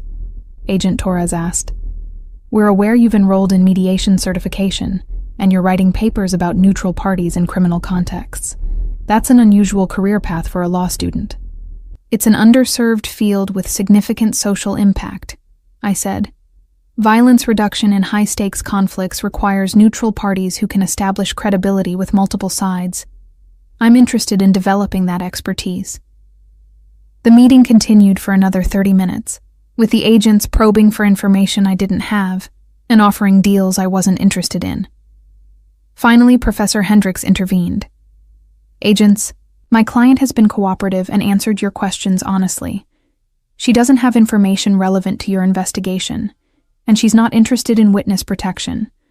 Unless you have specific evidence that she's committed a crime, I think we're done here." Agent Torres handed me her card. "Ms. Parker, if you change your mind, if you decide you want protection from the FBI rather than from Marcus Sterling, call me. The offer remains open." After they left, Professor Hendricks and I debriefed. "You did well," she said. "You were truthful without being helpful, which is exactly the right approach. They'll probably monitor you periodically, but they're not going to pressure you further unless your situation changes significantly." "Do you think they'll interfere with my mediator positioning?" I asked. "Unlikely. The FBI actually wants credible mediators in gang conflicts. It serves their violence reduction goals. As long as you maintain genuine neutrality and don't actively obstruct their investigations, they'll probably leave you alone." That night, I sat in my apartment reviewing my progress. In less than 2 months, I'd gone from terrified victim to proactive strategist. I was enrolled in professional mediation training, writing academic papers, managing FBI inquiries, and navigating relationships with both Marcus Sterling and Tom Hayes, while maintaining at least theoretical independence. It was exhausting, often terrifying, and completely surreal. But it was also the most intellectually challenging and personally meaningful work I'd ever done. My phone buzzed with a text from an unknown number. "Emma Parker, we should talk. Isabella Delgado." I stared at the message, my mind racing. Rafael Delgado's daughter wanted to make contact. This could be an opportunity or a trap, a path to negotiation or an ambush. I forwarded the message to Marcus and Professor Hendricks, then sat back to wait for their advice. One thing I'd learned over the past months: in this world, every contact carried risk, and every opportunity came with strings attached. The key was understanding the strings before they tightened around your throat. I waited 2 hours before responding to Isabella Delgado's text, using that time to consult with Marcus and Professor Hendricks. Marcus was cautious but intrigued. Isabella represented a potential bridge to Rafael, but she also could be a trap. Professor Hendricks advised treating it as a professional contact, not a personal one, and meeting only in public spaces with security nearby. Finally, I texted back. "I'm willing to talk. Coffee tomorrow at Cafe Reggio in Greenwich Village, 2 p.m. Public place, daytime." Her response came immediately. "Agreed. Come alone. I'll do the same." The next afternoon, I walked into Cafe Reggio with David Chen trailing 30 feet behind, disguised as a random customer. The coffee shop was crowded with NYU students and village locals, providing both cover and witnesses. Isabella Delgado sat at a corner table, and I recognized her from the photograph Marcus had shown me. Dark, curly hair, artistic clothing, and intelligent eyes that tracked my approach. "Emma Parker," she said as I sat down. "Thank you for meeting me. Isabella Delgado, I'm curious why you wanted this meeting. Because I heard through certain channels that you're positioning yourself as a mediator in conflicts like the one between Marcus Sterling and my father. I wanted to understand if that's true and, if so, whether you're serious about it or just trying to survive a situation you stumbled into." Her directness was refreshing. Both, honestly. I'm trying to survive, but I'm also serious about developing mediation expertise. The two goals aren't mutually exclusive. "No, they're not." She signaled the waiter and ordered espresso for both of us. "I'm going to be frank with you, Emma. I hate my father's business. I've spent my entire adult life trying to separate myself from it, building a career in art, establishing an identity that has nothing to do with organized crime. But I also understand his world better than most people, because I grew up in it. Why are you telling me this?" because I think you might actually be genuine about wanting to mediate. And if that's true, I might be able to help. My father respects very few things, but he does respect strength, intelligence, and what he calls honor, acting according to your stated principles even when it's difficult. If you can demonstrate those qualities, he might consider you a legitimate neutral party. And if I can't? Then you're just another person caught in his war with Sterling, and he'll eliminate you when it becomes convenient. She took a sip of her espresso. I'm not saying that to scare you. I'm saying it because you need to understand what you're dealing with. My father doesn't believe in neutral parties. He thinks everyone ultimately serves someone's interests. To change his mind, you'll have to prove you're genuinely independent, even when that independence costs you. How do I prove that? By being willing to criticize both sides publicly, by taking positions that harm Sterling's interests despite his protection, by demonstrating that your principles matter more than your survival instincts. She leaned forward. Emma, here's what most people don't understand about my father. He's not irrational or mindlessly violent. He operates according to a very specific code that prioritizes loyalty, strength, and consistency. If you can demonstrate that you operate according to a code too, even if it's different from his, he'll respect that. Over the next hour, Isabella gave me an education in Rafael Delgado's psychology that no amount of research could have provided. She explained his history, growing up in poverty in the Bronx, building his organization through strategic violence and careful alliances, losing his son to a gang shooting that could have been prevented with better communication between rival groups. That loss had hardened him, but also made him quietly supportive of violence reduction efforts, even as he publicly maintained his tough stance. My brother's death was stupid, Isabella said quietly. Two groups who'd been allies had a miscommunication about territory. Instead of talking, they shot first. My brother wasn't even involved in the dispute. He was just in the wrong place at the wrong time. After that, my father became more careful about communication and de-escalation, but he won't show weakness by admitting it publicly. So he might actually welcome mediation if it's framed correctly? He might, but you'd have to approach it carefully. You can't position yourself as Sterling's representative, or as someone trying to help Sterling. You have to be genuinely neutral, interested in violence reduction for its own sake. And you have to be willing to call out both sides when they act in ways that escalate conflict. That's a narrow path to walk. It is, but I think you might be able to do it. You intervened at Bellanova not because you knew who Sterling was, but because you saw a threat and reacted. That's principle-driven action. Exactly the kind of thing my father understands and respects. As our meeting wrapped up, Isabella gave me her personal number. Call me if you need insight into how my father thinks. I can't guarantee he'll accept you as a mediator, but I can help you avoid mistakes that would definitely disqualify you. And Emma, be careful. My father's people are watching you, just like Sterling's are. Everything you do is being evaluated. I walked out of Cafe Reggio and immediately called Professor Hendricks to debrief. Isabella was helpful, almost too helpful. I can't figure out if she's genuinely trying to support my mediator positioning, or if she's gathering intelligence for her father. Probably both, Professor Hendricks said. In that world, people rarely have single motivations. She might genuinely want peace in her father's world, while also serving his interests by assessing whether you're legitimate. The key is staying consistent with your positioning regardless of who's evaluating you.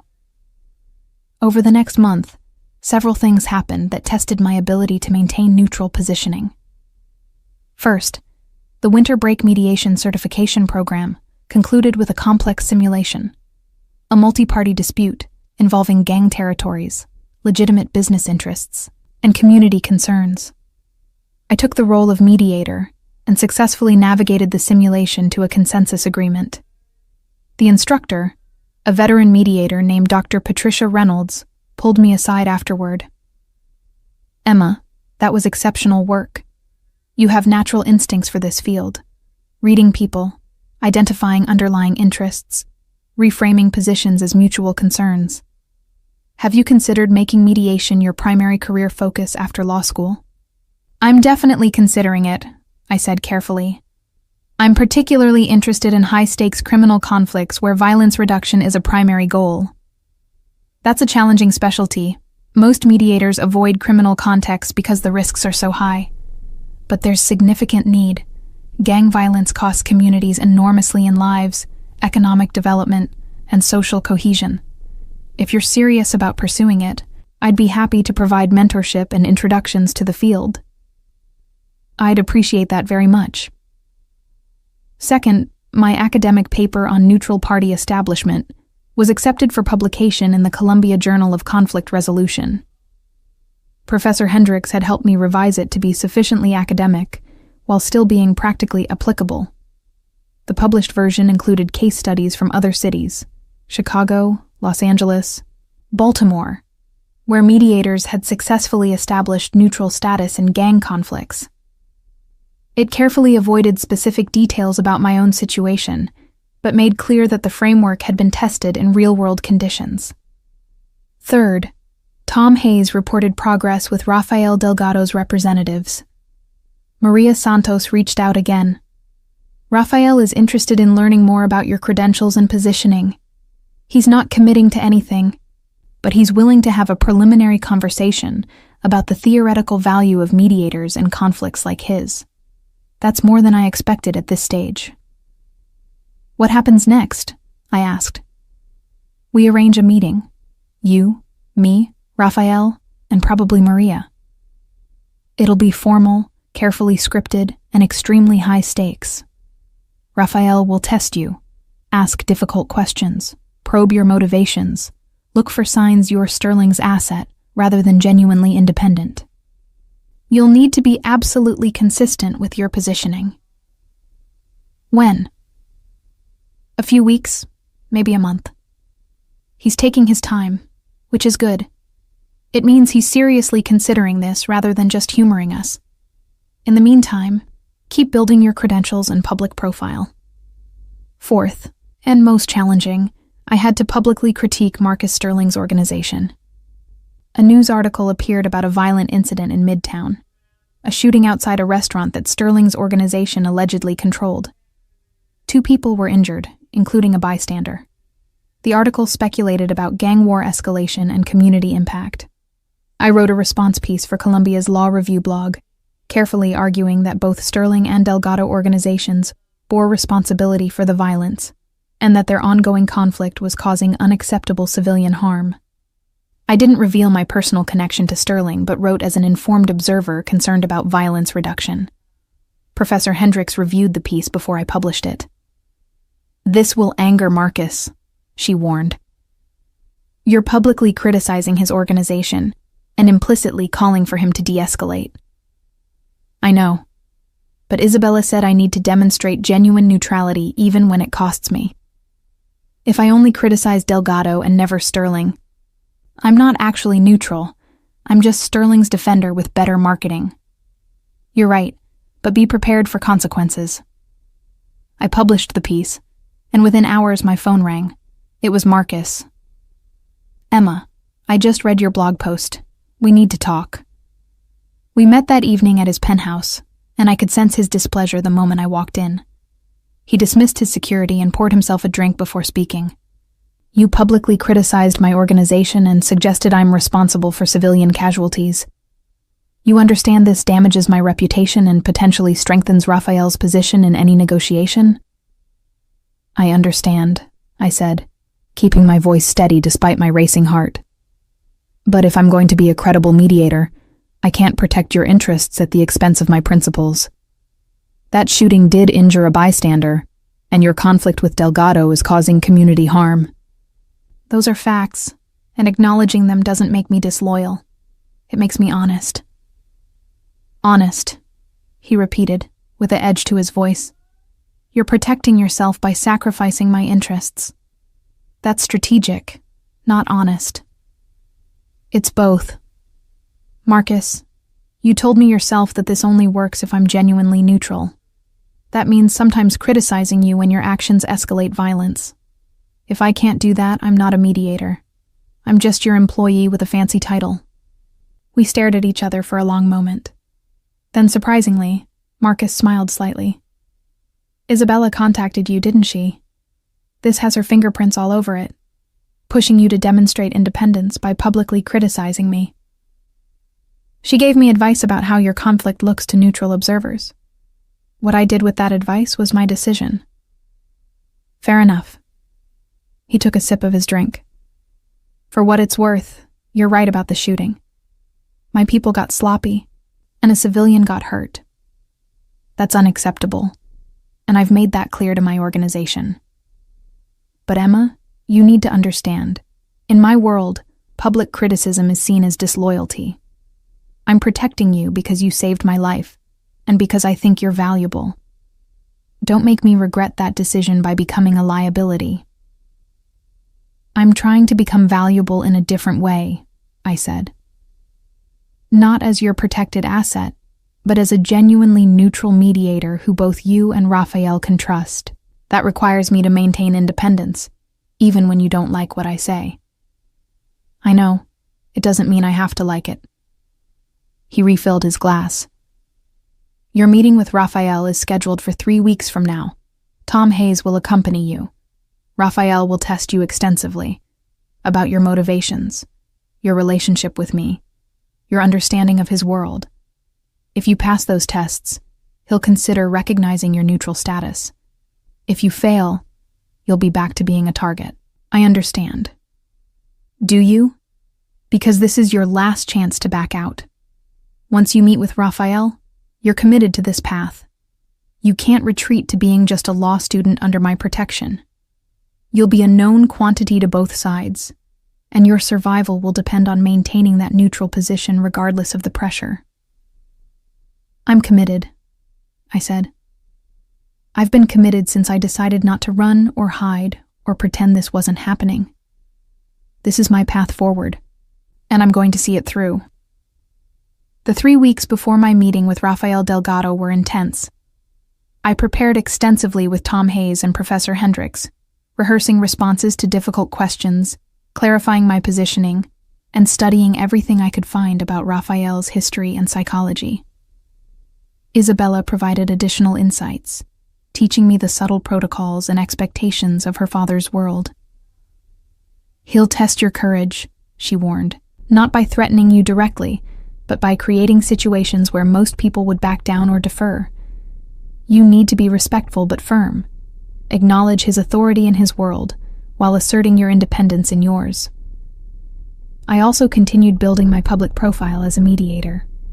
I attended a conflict resolution conference in Boston, presented a paper on neutral party establishment, and made connections with veteran mediators who worked in high-stakes contexts.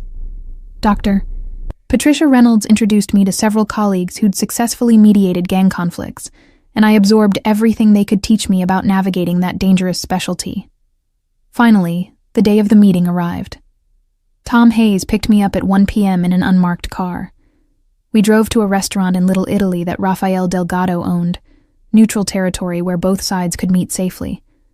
My security detail remained outside, as did Raphael's people. This meeting would be just 4 people: Raphael, Maria Santos, Tom Hayes, and me. Raphael Delgado was 48, but looked older, lines etched deep around his eyes from years of stress and violence. He wore an expensive suit and carried himself with the authority of someone accustomed to complete control. Maria Santos, his lawyer, was in her 30s, sharply dressed, with the watchful eyes of someone who missed nothing. "Ms. Parker," Raphael said, gesturing to a seat, "Tom has told me interesting things about you.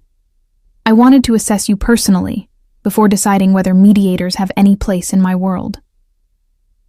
"I appreciate the opportunity," I said, keeping my voice steady. "I know my positioning is unconventional, a law student claiming to offer mediation services in conflicts between established organizations. But I believe neutral parties can serve a valuable function in reducing violence and finding alternatives to perpetual conflict." "Tell me about the night at Bellanova," Raphael said abruptly. "Why did you warn Marcus Sterling?" I observed behavior patterns that suggested a planned assassination. The temporary bartender, the positioned gunman, the coordinated glances. It was obvious something was wrong. I warned Mr. Sterling because I saw a threat, not because I knew who he was or what he represented. But you knew what you were disrupting. You knew that warning him would make you a target. I suspected it, yes. But I acted on instinct, seeing danger and responding. I didn't fully understand the implications until afterward. And now? Now that you understand you're caught between Sterling and me, how do you justify taking his protection while claiming to be neutral? This was the crucial test. I accept Mr. Sterling's protection because refusing it would mean dying, and I have no intention of dying to prove a philosophical point about neutrality. But accepting protection doesn't mean accepting his agenda. I've publicly criticized his organization when warranted. I maintain independent legal representation, and I'm pursuing mediation as a professional specialty, not as his employee or agent. Raphael studied me for a long moment. Isabella speaks well of you. She thinks you're genuine, not just another person playing angles in a game you don't understand. But Isabella is idealistic. She sees possibility where I see risk. Your daughter understands that violence reduction serves everyone's interests, even if it requires acknowledging some shared values with opponents. That's not idealism. That's practical recognition that perpetual conflict costs everyone. It costs my enemies more than it costs me, Raphael said flatly. Does it? Your son died in a conflict that could have been resolved through better communication. How do you calculate that cost? The room went silent. Maria Santos's eyes widened slightly, and I saw Tom Hayes tense. I'd taken an enormous risk bringing up Raphael's dead son, but Isabella had told me that he respected directness more than deference. Raphael's expression didn't change, but something shifted in his eyes. You're either very brave or very stupid to mention my son. I'm neither. I'm someone trying to understand whether violence reduction genuinely matters to you, or if you're just managing a business where casualties are acceptable overhead. If it's the latter, then mediation has no value to you, and we're wasting each other's time. And if it's the former, then we might find common ground. Not because you like Marcus Sterling, or because he likes you, but because both of you are smart enough to recognize when ongoing conflict costs more than resolution. Raphael leaned back in his chair, still studying me. Tell me what you know about mediation in criminal conflicts. Give me examples of where it's worked and where it's failed. For the next hour, I discussed case studies from Chicago, Baltimore, and Los Angeles, gang conflicts where mediators had successfully established neutral status and facilitated de-escalation. I explained the principles of interest-based negotiation, the importance of face-saving mechanisms, and the need for enforcement structures that didn't depend on trust. Raphael asked sharp questions, testing my knowledge and looking for inconsistencies or naivete. Finally, he stood. Ms. Parker, I'm not convinced that mediators have value in my world. But I'm willing to observe your work and reassess that conclusion. You may continue positioning yourself as a neutral party. If you maintain genuine independence, if you criticize Sterling when warranted, and me when warranted, if you prioritize violence reduction over anyone's particular interests, then I'll recognize your neutral status. But if you reveal yourself as Sterling's asset, I'll eliminate you without hesitation. Are we clear? Crystal clear, I said. Good. Maria will be your contact with my organization. If you have information or proposals relevant to de-escalation, communicate through her. And Ms. Parker, don't waste my time with naive idealism.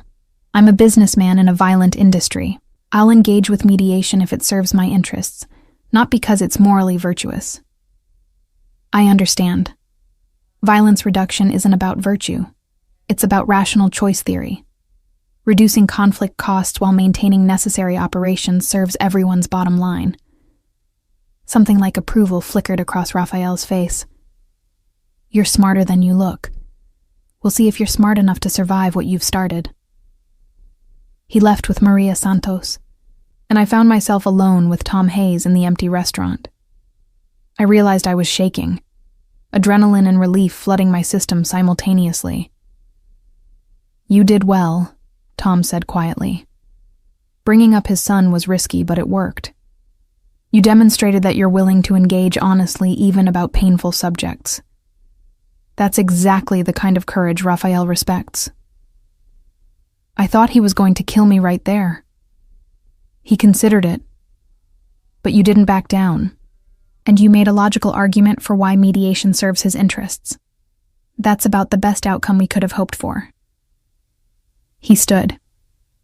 "Let's get you back to campus. You have a lot of work ahead of you now that both sides have recognized your positioning." As we drove back through Manhattan, I thought about what I'd accomplished. In less than 3 months, I'd transformed from terrified victim to recognized mediator. I had protection from Marcus Sterling, qualified acceptance from Rafael Delgado, credentials from Columbia's mediation program, and a published paper establishing my expertise. I'd navigated FBI inquiries, built relationships with veteran mediators, and successfully positioned myself as genuinely neutral despite being caught in a violent gang conflict. But I'd also crossed a line that couldn't be uncrossed. I was now a known quantity in the criminal underworld, someone both sides would watch, test, and potentially use. My survival depended on maintaining perfect balance between opposing forces, never favoring one side over the other, always prioritizing violence reduction, even when it conflicted with my personal interests. That night I sat in my apartment and called my mother for the first time in weeks.